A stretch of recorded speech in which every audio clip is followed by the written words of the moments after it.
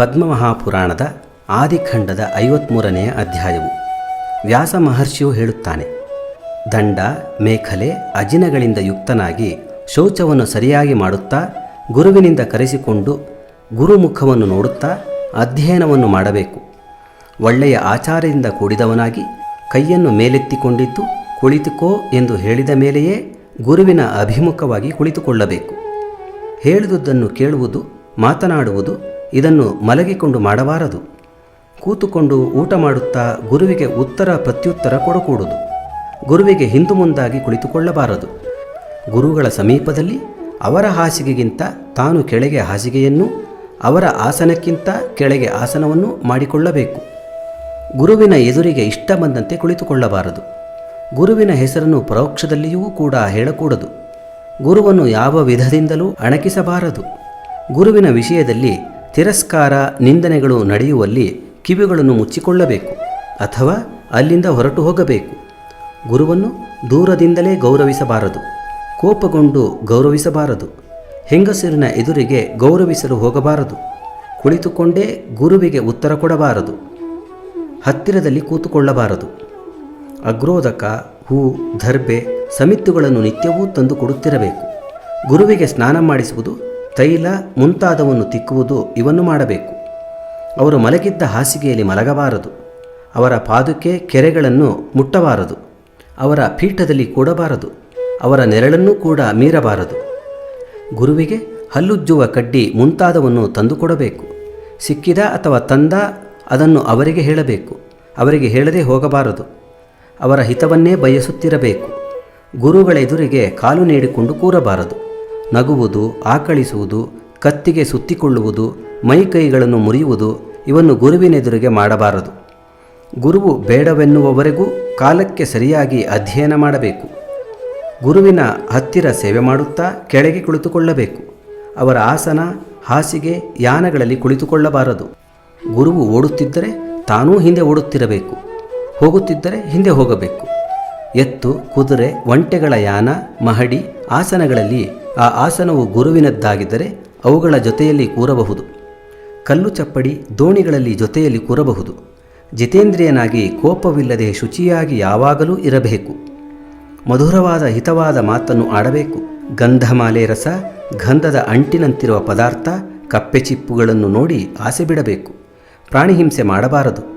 ಅಭ್ಯಂಜನ, ಕಣ್ಣು ಕಪ್ಪು, ಕುಡಿತ, ಛತ್ರಿ ಹಿಡಿಯುವುದು, ಕಾಮ, ಲೋಭ, ಭಯ, ನಿದ್ದೆ, ಹಾಡು, ವಾದ್ಯ, ಕುಣಿತ, ಹೆದರಿಸುವುದು, ಅಣಕಿಸುವುದು, ಹೆಂಗಸರನ್ನು ನೋಡುವುದು, ಹೊಡೆಯುವುದು, ಪರಾಪಕಾರ, ಚಾಡಿ ಇವನ್ನು ಪ್ರಯತ್ನಪಟ್ಟಾದರೂ ಬಿಡಬೇಕು. ಅಗ್ರೋದಕ, ಹೂವು, ಸಗಣಿ, ಮೃತ್ತಿಕೆ, ದರ್ಬೆಗಳನ್ನು ತರಬೇಕು. ಭಿಕ್ಷಾನ್ನವನ್ನು ಹೊರಗೆ ಮಾಡಬೇಕು. ತುಪ್ಪ, ಉಪ್ಪು, ಹಳಸಿದುದು ಇವೆಲ್ಲವೂ ಬಿಡಲ್ಪಡತಕ್ಕವು. ಕುಣಿತ ಮೊದಲಾದವನ್ನು ನೋಡಬಾರದು. ಹಾಡು ಮೊದಲಾದವರಲ್ಲಿ ಆಸೆ ಬಿಡಬೇಕು. ಸೂರ್ಯನನ್ನು ನೋಡಬಾರದು. ಹಲ್ಲನ್ನುಜ್ಜಬಾರದು. ಅಯೋಗ್ಯ ಸ್ತ್ರೀಯೊಡನೆ ಒಬ್ಬನೇ ಇರಬಾರದು. ಶೂದ್ರಾದಿಗಳೊಡನೆ ಮಾತನಾಡಬಾರದು. ಗುರುವಿನ ಎಂಜಲು, ವೈದ್ಯನ ಮನೆ ಅನ್ನ ಇದನ್ನು ಇಷ್ಟ ಬಂದಂತೆ ತಿನ್ನಬಾರದು. ಕೊಳೆ ಹೋಗುವಂತೆ ಸ್ನಾನ ಮಾಡಲೇಬಾರದು. ಗುರುವಿನ ತ್ಯಾಗದಲ್ಲಿ ಮೋಹದಿಂದಾಗಲಿ ಲೋಭದಿಂದಾಗಲಿ ಮನಸ್ಸು ಮಾಡಬಾರದು. ಹಾಗೆ ಬಿಟ್ಟರೆ ಪತಿತನಾಗುತ್ತಾನೆ. ಲೌಕಿಕ, ವೈದಿಕ, ಬ್ರಹ್ಮ ಸಂಬಂಧ ಜ್ಞಾನಗಳನ್ನು ಯಾರಿಂದ ಹೊಂದುತ್ತಾನೋ ಅವನಿಗೆ ದ್ರೋಹ ಮಾಡಲೇಬಾರದು. ಕೊಬ್ಬಿದ, ವಿವೇಕವಿಲ್ಲದ, ಅಯೋಗ್ಯ ದಾರಿಯನ್ನು ಹೊಂದಿದ ಗುರುವನ್ನೂ ಕೂಡ ಬಿಡಬಾರದೆಂದು ಮನು ಹೇಳಿದ್ದಾನೆ. ಗುರುವಿನ ಗುರುವು ಬಂದಾಗ ಗುರುವಿನಂತೆ ಶುಶ್ರೂಷೆ ಮಾಡಬೇಕು. ಆ ಗುರುವು ಬಿಟ್ಟ ಮೇಲೆ ನಮಸ್ಕರಿಸಿ ತನ್ನ ಗುರುವನ್ನು ಶುಶ್ರೂಷಿಸಬೇಕು. ವಿದ್ಯಾಗುರುವಿನಲ್ಲಿ ಮೇಲೆ ಹೇಳಿದ ರೀತಿಯಲ್ಲಿರಬೇಕು. ಯೋಗ್ಯರಲ್ಲಿಯೂ ಯೋಗಿಗಳಲ್ಲಿಯೂ ಹೀಗೇ ಇರಬೇಕು. ಅಧರ್ಮವನ್ನು ಬೇಡವೆನ್ನುವವರು, ಹಿತವನ್ನು ಉಪದೇಶಿಸುವವರು ಇವರಲ್ಲಿ ಗುರುವಿನಂತೆ ಶುಶ್ರೂಷಿಸಬೇಕು. ಗುರುವಿನ ಮಗ, ಹೆಂಡತಿ, ಅವರ ಬಂಧುಗಳಲ್ಲಿಯೂ ಗುರುವಿನಂತೆ ನಡೆಯಬೇಕು. ಯಜ್ಞದ ವಿಷಯದಲ್ಲಿ ಚಿಕ್ಕವನಾದರೂ ಶಿಷ್ಯನಾದರೂ ಸರಿ ಅವರನ್ನು ಗೌರವಿಸಬೇಕು. ಗುರುವಿನ ಮಗನಿಗೆ ವಿದ್ಯೆ ಹೇಳುವಾಗ ಗುರುವಿನಂತೆ ಗೌರವಾರ್ಹನು. ಕೈಕಾಲು ಒತ್ತುವುದು, ಸ್ನಾನ ಮಾಡಿಸುವುದು, ಉಚ್ಛಿಷ್ಟ ಭೋಜನ, ಕಾಲು ತೊಳೆಯುವುದು ಇವನ್ನು ಗುರುಪುತ್ರನಿಗೆ ವಿದ್ಯೆ ಹೇಳುವಾಗ ಮಾಡಬಾರದು. ತನ್ನ ಜಾತಿಗೆ ಸಮಾನರಾದ ಗುರುವಿನ ಹೆಂಡಿರನ್ನು ಗುರುವಿನಂತೆ ಸೇವಿಸಬೇಕು. ತನ್ನ ಜಾತಿಗಿಂತ ಕೀಳಾದ ಗುರುವಿನ ಹೆಂಡಿರನ್ನು ಎದುರುಗೊಳ್ಳುವುದು, ಅಭಿವಂದನೆಗಳಿಂದ ಗೌರವಿಸಬೇಕು. ಅಭ್ಯಂಜನ ಸ್ನಾನ, ಕೈಕಾಲೊತ್ತುವುದು, ತಲೆಬಾಚುವುದು ಇವನ್ನು ಗುರುಪತ್ನಿಗೆ ಮಾಡಬಾರದು. ಗುರುಪತ್ನಿಯು ಯುವತಿಯಾಗಿದ್ದರೆ ಕಾಲು ಮುಟ್ಟಿ ನಮಸ್ಕರಿಸಬಾರದು. ತನ್ನ ಗೋತ್ರನಾಮಗಳನ್ನು ಹೇಳುತ್ತಾ ಭೂಮಿಯಲ್ಲೇ ನಮಸ್ಕರಿಸಬೇಕು. ಎಲ್ಲಿಗಾದರೂ ಹೋಗಿ ಬಂದರೆ ಆಗಲೆಲ್ಲ ಗುರುವಿನ ಹೆಂಡತಿಗೂ ನಮಸ್ಕಾರ ಮಾಡಬೇಕು. ತಾಯಿಯ ಅಕ್ಕ ತಂಗಿಯರು, ಸೋದರತ್ತೆಯರು, ಹೆಣ್ಣು ಕೊಟ್ಟ ಅತ್ತೆ, ತಂದೆಯ ಸೋದರಿಯರು ಇವರು ಕೂಡ ಗುರುಬಹದ್ಯೆಗೆ ಸಮರು, ಅವರಂತೆ ಗೌರವಾರ್ಹರು. ಸಮಾನ ಜಾತಿಯವರಾದ ಅಣ್ಣನ ಹೆಂಡರಿಗೂ ಜ್ಞಾತಿಗಳ ಹೆಂಡತಿಯರಿಗೂ ಹೊರಗಿನಿಂದ ಬಂದರೆ ನಮಸ್ಕಾರ ಮಾಡಬೇಕು. ಸೋದರತ್ತೆ, ದೊಡ್ಡಮ್ಮ, ಅಕ್ಕ ಇವರಲ್ಲಿಯೂ ತಾಯಿಯಂತಿರಬೇಕು. ಇವರೆಲ್ಲರಿಗೂ ತಾಯಿಯೇ ದೊಡ್ಡವಳು. ಈ ರೀತಿ ಆಚಾರಶೀಲನಾಗಿ ಜ್ಞಾನವುಳ್ಳ ಡಂಭಾಚಾರವಿಲ್ಲದವನಿಗೆ ವೇದವನ್ನು, ಧರ್ಮವನ್ನು, ಪುರಾಣಗಳನ್ನು ಹೇಳಿಕೊಡಬೇಕು. 1 ವರ್ಷ ವಾಸ ಮಾಡಿದರೂ ಗುರುವು ವಿದ್ಯೆ ಹೇಳದಿದ್ದರೂ ಅವನ ಪಾಪವನ್ನು ನಾಶ ಮಾಡುತ್ತಾನೆ.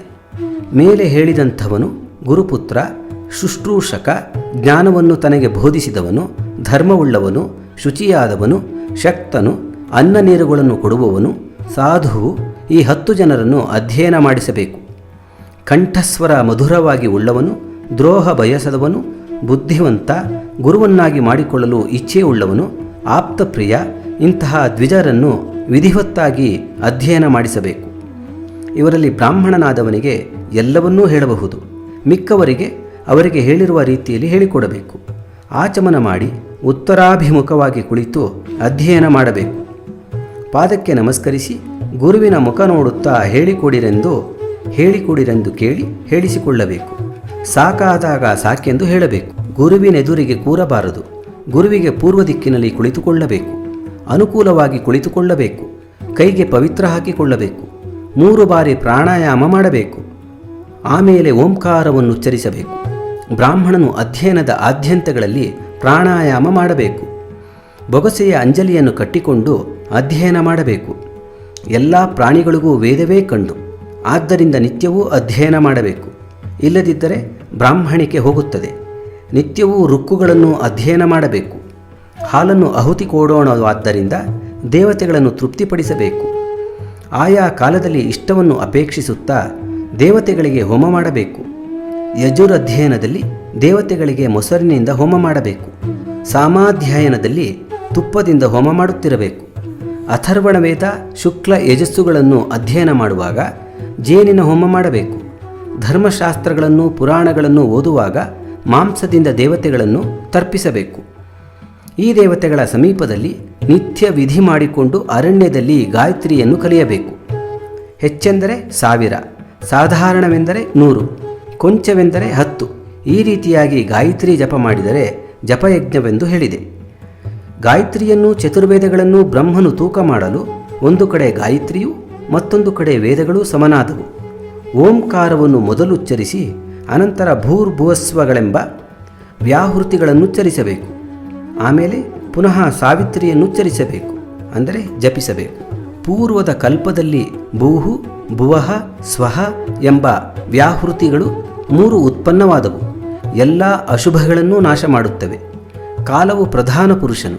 ಬ್ರಹ್ಮ, ವಿಷ್ಣು, ಮಹೇಶ್ವರ ಮತ್ತು ಸತ್ವ, ರಜಸ್ಸು, ತಮಸ್ಸುಗಳು ಕ್ರಮವಾಗಿ 3 ವ್ಯಾಹೃತಿಗಳಾಗಿದೆ. ಓಂಕಾರವೇ ಆ ಬ್ರಹ್ಮವು. ಆಮೇಲೆ ಸಾವಿತ್ರಿಯು ಈ ಮಂತ್ರವೇ ಮಹಾಯೋಗವೆಂಬುದು. ಸಾರದಿಂದ ಸಾರವನ್ನು ತೆಗೆದು ಹೇಳಿದ್ದೇನೆ. ಯಾವನು ವೇದಮಾತೃವಾದ ಸಾವಿತ್ರಿಯನ್ನು ದಿನವೂ ಅರ್ಥವನ್ನು ತಿಳಿದು ಅಧ್ಯಯನ ಮಾಡುತ್ತಾನೋ ಆ ಬ್ರಹ್ಮಚಾರಿಯು ಉತ್ತಮ ಗತಿಯನ್ನು ಹೊಂದುತ್ತಾನೆ. ಗಾಯತ್ರಿಯು ವೇದಕ್ಕೆ ತಾಯಿ, ಅದೇ ಲೋಕಪಾವನಿ. ಅದಕ್ಕಿಂತ ಮಂತ್ರ ಬೇರೆ ಇಲ್ಲ. ಇದನ್ನು ತಿಳಿದವನು ಮುಕ್ತನಾಗುತ್ತಾನೆ. ಶ್ರಾವಣ ಮಾಸದ ಹುಣ್ಣಿಮೆ, ಆಷಾಢ ಅಥವಾ ಆಶ್ವಯುಜಗಳ ವೇದವನ್ನು ಮೊದಲು ಮಾಡುವುದಕ್ಕೆ ಸರಿಯಾದವು. ಆಗಲೇ ಮೊದಲು ಮಾಡಬೇಕು. ಸೂರ್ಯನು ದಕ್ಷಿಣಾಯನವನ್ನು ಹೊಂದಿದ 5.5 ತಿಂಗಳು ಬ್ರಾಹ್ಮಣನು ಶುಚಿದೇಶದಲ್ಲಿ ಕುಳಿತು ಬ್ರಹ್ಮಚಾರಿಯಾಗಿ ಅಧ್ಯಯನ ಮಾಡಬೇಕು. ಪುಷ್ಯ ಮಾಸದಲ್ಲಿ ಬ್ರಾಹ್ಮಣನು ವೇದಗಳಿಗೆ ಉತ್ಸರ್ಜನ ಮಾಡಬೇಕು. ಶುಕ್ಲ ಪಕ್ಷದ ಪ್ರಾತಃ ಕಾಲದಲ್ಲಿಯಾಗಲಿ, ಕೃಷ್ಣ ಪಕ್ಷದಲ್ಲಿ ಅಂದರೆ ಪೂರ್ವಾಹ್ನ, ಸಾಯಂಕಾಲಗಳಲ್ಲಿ ಉತ್ಸರ್ಜನ ಮಾಡಬೇಕು. ವೇದಗಳನ್ನು ಶುಕ್ಲ ಪಕ್ಷದಲ್ಲಿ ಅಧ್ಯಯನ ಮಾಡಬೇಕು. ವೇದಾಂಗಗಳನ್ನು, ಪುರಾಣಗಳನ್ನು ಕೃಷ್ಣ ಪಕ್ಷದಲ್ಲಿ ಅಧ್ಯಯನ ಮಾಡಬೇಕು. ಓದುವವನು, ಓದಿಸುವವನು ಪ್ರಯತ್ನದಿಂದ ಮುಂದಿನ ಅನಧ್ಯಾಯಗಳನ್ನು ಬಿಡಬೇಕು.